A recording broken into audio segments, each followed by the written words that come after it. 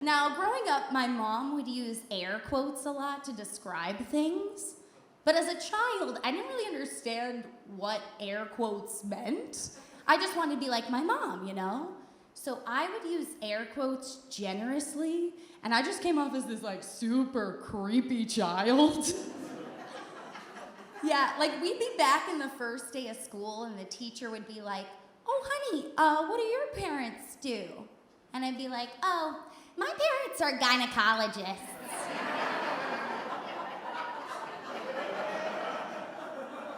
And then she'd like go around the room and ask everybody what they want to be when they grow up.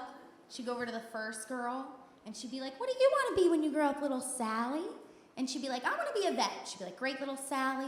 She'd go over to little Billy. She'd be like, "What do you want to be when you grow up, Billy?" And he'd be like, "I just want health insurance." She'd be like, "Lofty goal, Billy, lofty goal." Then she'd go over to me and she'd be like, "What do you want to be when you grow up, Jana?" And I'd be like, "I want to be a dancer." Then it would be like time for carpool. And she'd be like, "Who's that coming to pick you up after school today, sweetie?" I'd be like, "Oh, that's my daddy. We're going to the playground. Mommy knows." But then I grew up and I moved to New York to do stand-up. And who here is from New York? I love New Yorkers. I think the thing that I like most about us as New Yorkers is that like nothing phases us, right? Because we've seen so much shit. We're desensitized. Like I got on the subway the other day and the conductor goes, "Attention passengers, the A train is prevented from moving forward because a man has fallen into the tracks, become decapitated and electrocuted. Next stop, 72nd. I was like, "Oh my God, that's horrible. We're gonna be 15 minutes late."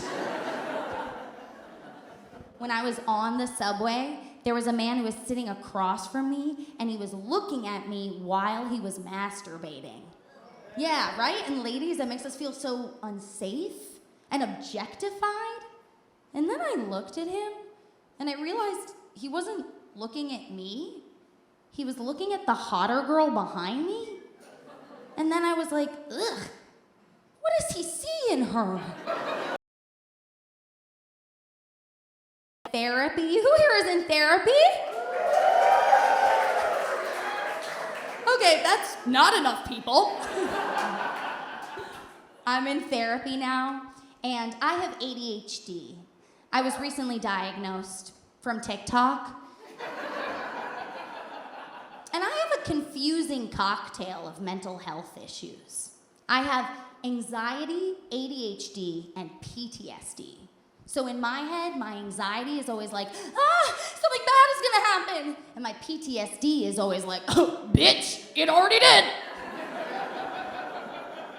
Oh, and I'm single. Who here is single? Okay, that sounded like a cry for help. Yeah, I'm single, but all my friends are getting married and having babies.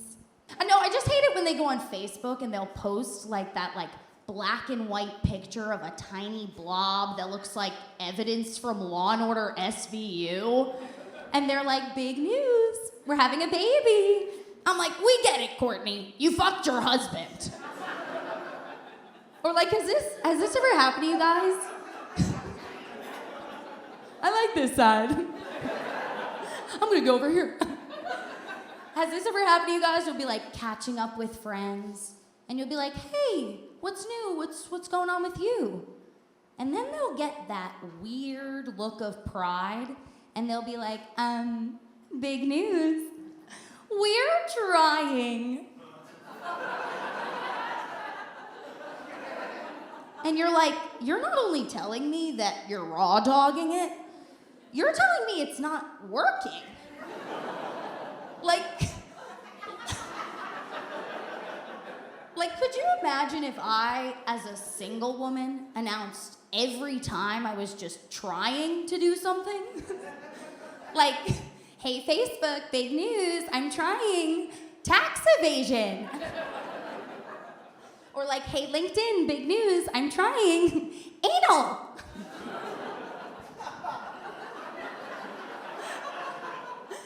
The worst is when you have to pretend to be excited about the stupid name that they picked out for that unborn baby, right?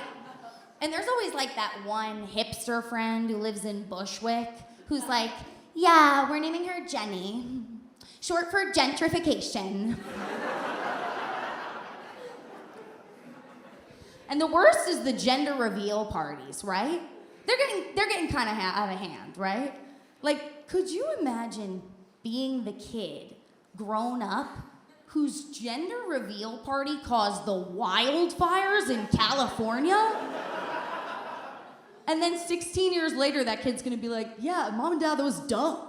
I'm not even that gender anymore.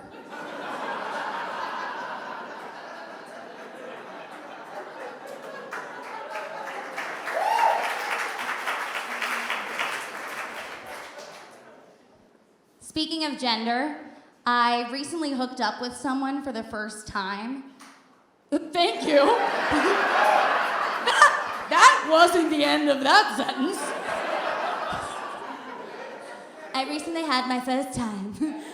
I recently hooked up with someone for the first time who is non-binary. Thank you. I'm an ally.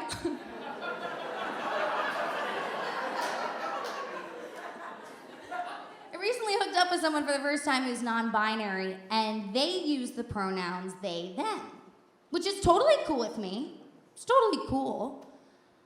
The only problem is that when I tell my friends about the experience,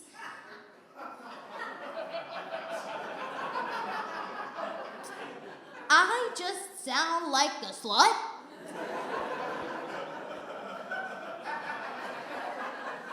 Because I'm like, we went back to my place and they fucked me.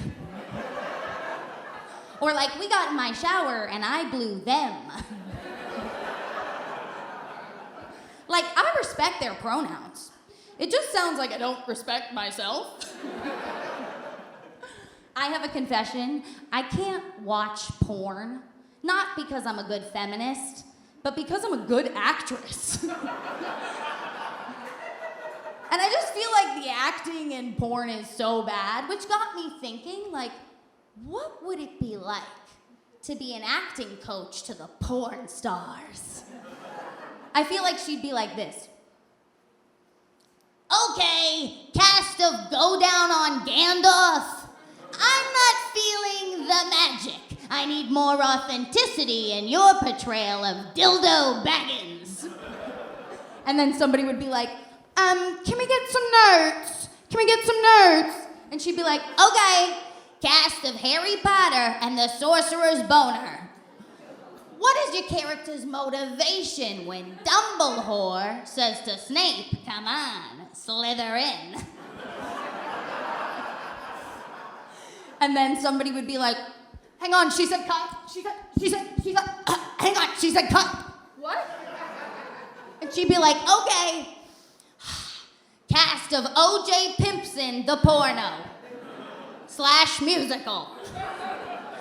When you put the condom on wrong and you say, if the glove don't fit, I need you to really commit to the character of Johnny Cockring.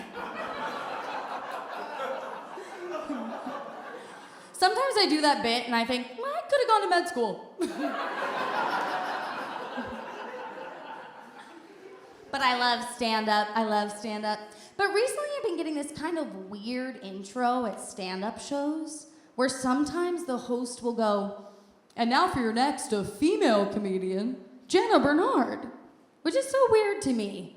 A female comedian. Like, could you imagine if we did that with other jobs? Like, all right, Billy, time for Sunday school with your male priest. Like, it's almost like when they say female comedian that they're worried I'm gonna get up on stage and be in the middle of a punchline and then triplets are just gonna fall out of my vagina. And then they're gonna have to, like, drag these newborn infants across the stage and be like, remember, audience, we warned you. It was a female. Babies can fall out of them at any time, and they store their jokes in their tits